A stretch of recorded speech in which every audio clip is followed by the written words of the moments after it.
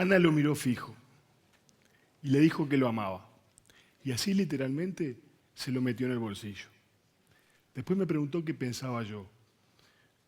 Yo le dije, está bueno, tiene varias funciones. Está lindo ese celular. Yo de lo que vengo a hablarles es de las relaciones que establecemos con los dispositivos. Soy psicólogo, ya lo escucharon.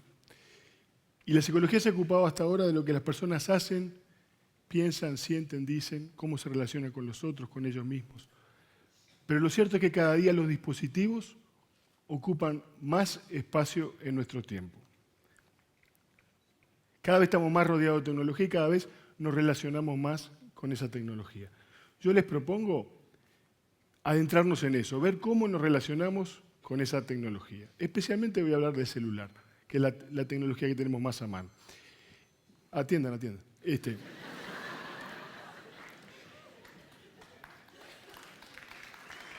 Les propongo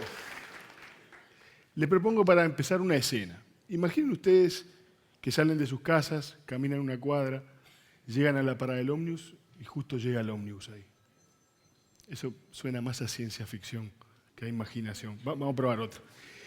Salen de sus casas en sus autos, tanque lleno, recorren 2 o 3 cuadras en sus descapotables. Y en ese momento es donde se dan cuenta de eso terrible, ¿no?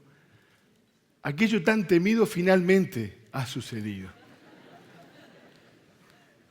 ¿Se han olvidado su celular en casa?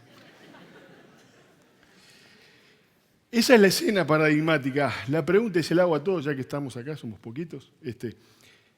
¿Quiénes de ustedes, levanten la mano si se animan, regresan a su casa en busca del celular perdido? Bueno, yo me voy.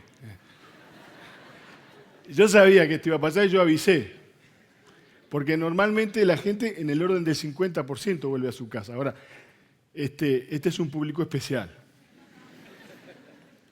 Es una manera amable, ¿no?, de decir cosas. Pero al final vamos a ver quizás por qué pasa esto con este público en particular.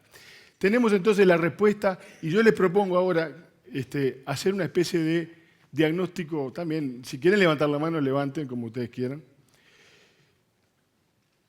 En base al ringxiety o ansiedad por el tono, ¿no?, algo que el psicólogo David Laramie ha descrito, yo les propongo que ustedes piensen. Primero, ¿han sentido que en algún momento de sus vidas el celular les suena aún no habiendo sonado? ¿Quieren levantar la mano? Bien. Vamos a seguir. ¿Están prontos? ¿Han sentido que en algún momento el celular les vibra, aún no habiendo vibrado?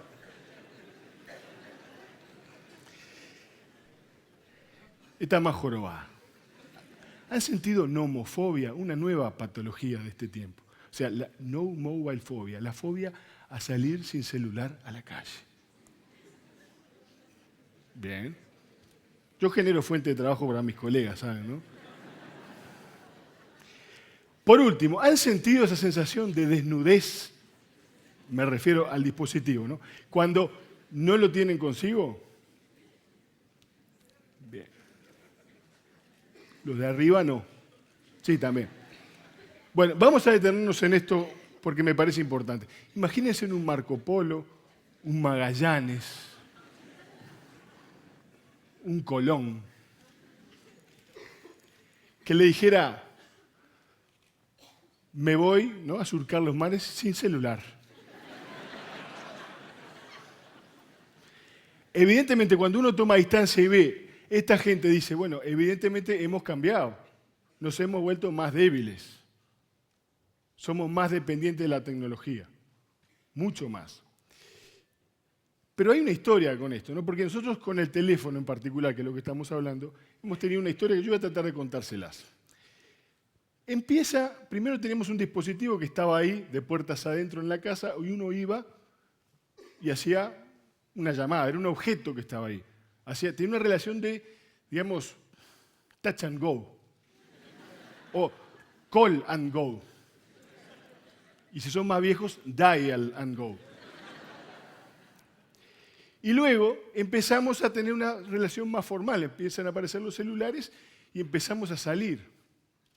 No todos, al principio algunos. Empezamos a salir, empezamos a formalizar esa relación cada vez más y empezamos a salir más formalmente siempre. Y fíjense que al comienzo a la gente le daba vergüenza hablar por celular. ¿Se acuerdan eso? ¿Se acuerdan? Porque era algo del orden de lo privado, algo de puertas adentro, que empezaban a usarlo. Entonces había gente que buscaba su espacio privado para hablar, ¿no? Hoy eso no pasa, hoy acá te suena un celular y atienden igual. No importa que esté hablando yo, si a mí me suena voy a atender, aviso. Ha cambiado y se nos ha vuelto esa relación. Perdón, y había otra gente además que en su comienzo, en los inicios, usaba celulares truchos. ¿Ustedes se acuerdan? O sea, eran celulares de juguete. Era una cosa increíble, ¿no? O sea, la gente quería diferenciarse, la otra cara del narcisismo, vergüenza, exhibicionismo, y hablaba con celulares truchos. Bueno, esa relación empezamos a formalizarla hasta el punto que la relación esta, del touch and go, empezar a salir, formalizamos, nos hicimos novios, digamos, ¿no? Y después empezó a volver pegajosa la relación. Tipo, Gordi, otra vez vas a salir sin mí. Un saludo a mi señora que está ahí arriba. Hoy vuelvo, vieja. Y hemos empezado a sentir además que el celular es parte de nosotros. O sea, touch and go, salimos, formalizamos y además se nos empezó a pegar a todos lados. Por eso cuando a la gente le preguntan, esto es una encuesta en Puerto Rico, cuando le preguntan ¿cómo se siente la gente sin el celular? Adivinen qué es lo que dice la gente. Me falta algo. Se sienten desamparados, con inseguridad, con preocupación, pero además lo terrible, que lo sienten como una prótesis. O sea, recuerdan, ¿no? Relación touch and go, ¿no? Hasta tenerlo como una prótesis, no podemos vivir. Nos hemos casado. Por eso ustedes sienten esas sensaciones. ¿Qué? ¿Vieron? Quédense tranquilos. Son, bueno, casi normales. Yo hace unos años hablé del concepto de hipocuerpo, que es el concepto de cómo se siente uno cuando no tiene la tecnología. La tecnología amplifica y permite hacer cosas. Cuando uno no lo tiene, siente que le faltan esas cosas. Y aparecen esas vivencias de hipocuerpo, que no son más que vivencias culturales. Porque recuerden que era algo que estaba fuera del cuerpo, que se nos adosó. Y cuando no lo tenemos, tenemos todas esas sensaciones que a ustedes les pasa y a mí también me pasa. Al punto tal de sentirlo a veces como un miembro fantasma. Como pasa en los amputados, ¿no? Que no tienen el miembro y sin embargo siguen sintiendo las sensaciones, como si estuviera ahí el pie, la mano, ¿no? El brazo. Pero en esto de las relaciones hay algo más para contarles, porque también con las parejas el mediatizador, este celular, ha hecho que parezca un cordón umbilical. Y esto en las parejas es muy claro. ¿No? Uno ve gente que está mandando mensajes de texto. ¿No? Yo lo hago con un pulgar. Los jóvenes lo hacen con doble pulgar. Y cuando es en pareja, genera una sensación de intimidad tan grande que se abstraen del mundo y quedan con la cara de más feliz cumpleaños que uno haya visto. Y lo cierto es que el celular genera intimidad, profunda intimidad. Uno se anima a decir cosas que no se anima a veces a decir cara a cara. Esa es la ventaja, es una carta escrita, pero además, a sabiendas que el otro está ahí. La sensación de copresencia es muy grande. Pero este cordón umbilical también se relaciona, o lo podemos usar con los hijos, que funciona de una manera diferente. Es una especie, tiene la misma estructura, podríamos pensar, de una neurona. Nos une a nuestros hijos, nos da seguridad a nosotros. Ellos, para que uno se los compre, dicen, sí, así estoy más tranquilo, más seguro. Pero en realidad lo que ellos buscan es, con sus dendritas, conectarse con sus pares, con sus amigos, socializar. Cuando se le pregunta a la gente qué es lo que quieren, para qué quieren celular, la verdad es esta. Pueden decir que es por seguridad. Ese esquema de neurona que aparece en el uso del dispositivo móvil, en realidad lo que busca es, para el joven, extenderse llegar a los amigos, a los pares que son los que verdaderamente importan, a pesar de que somos nosotros los que financiamos muchas veces.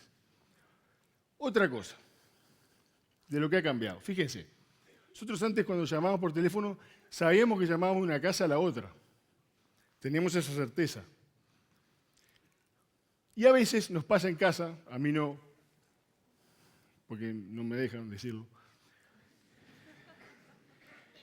Uno le dice, no se pone en rol padre, abre archivo, abrir rol padre, y dice,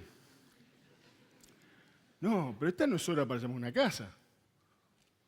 Entonces, los hijos de uno, ¿no?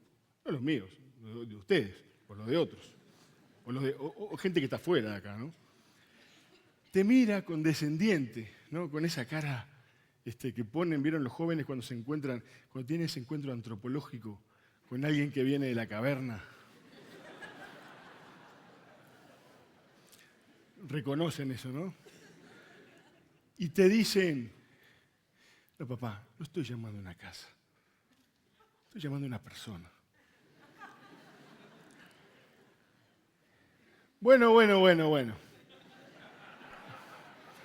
Sé lo que quieras, pero subí las notas. Si creíamos que cuando teníamos todas las respuestas nos cambiaron las preguntas, los benditos celulares también nos han cambiado los contextos. Muchos contextos. La primera pregunta que le hacíamos a cualquiera en una llamada telefónica era, ¿no? ¿Quién habla? Hoy tenemos la certeza, quién habla y a quién habla. Lo que preguntamos hoy es, ¿dónde estás?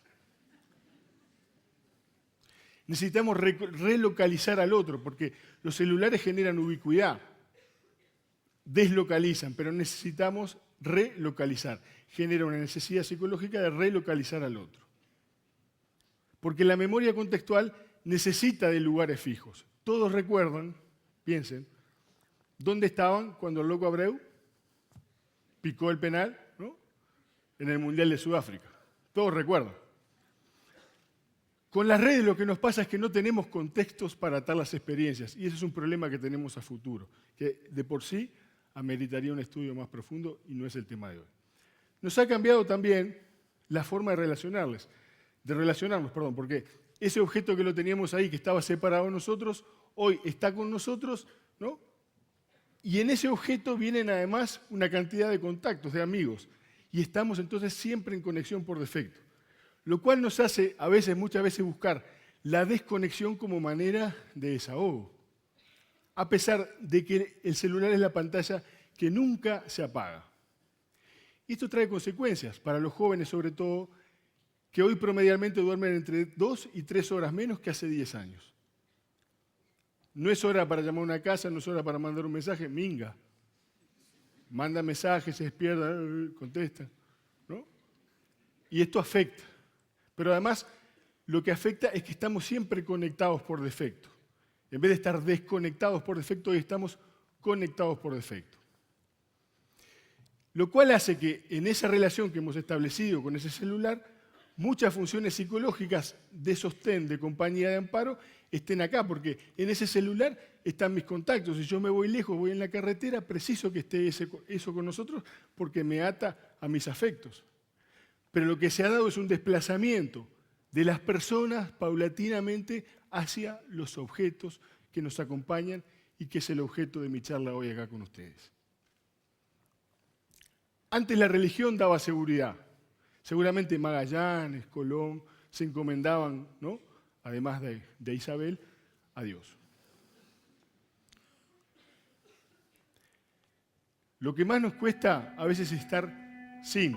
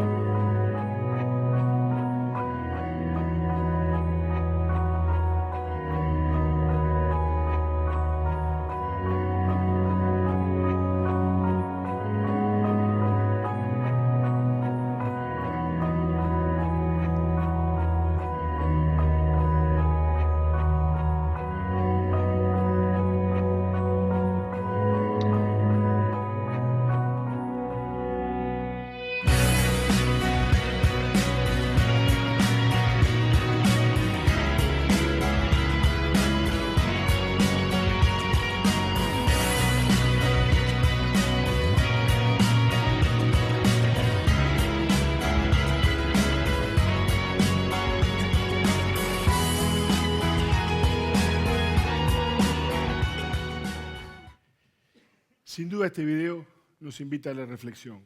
Nos confronta con qué lugar queremos darles a las cosas importantes de nuestra vida.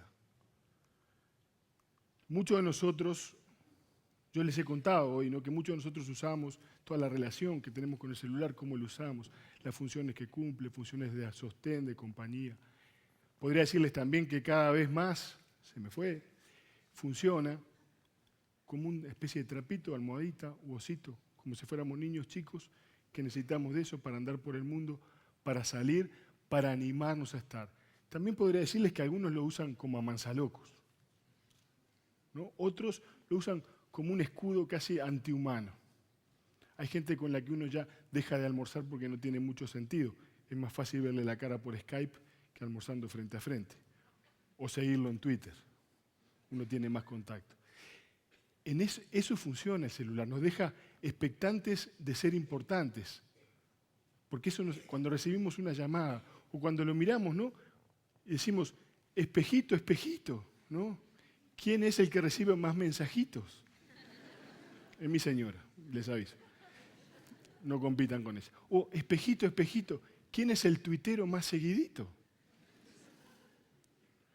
Nos devuelve, es un gran devolvedor el celular. Gran devolvedor de imágenes, de confianza, de estar en el mundo, de pertenencia, ¿no?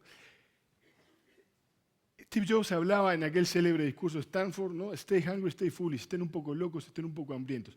Y para hacer cualquier cosa importante yo creo que hay que estar bastante loco y bastante hambriento. Pero en ese camino de estar hambriento y loco, no son todos los que nos acompañan, son unos pocos. Porque hay que pasar hambre, porque hay que aguantar al loco,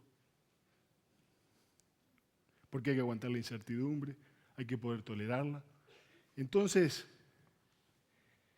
¿qué lugar queremos darles a los dispositivos en nuestra vida?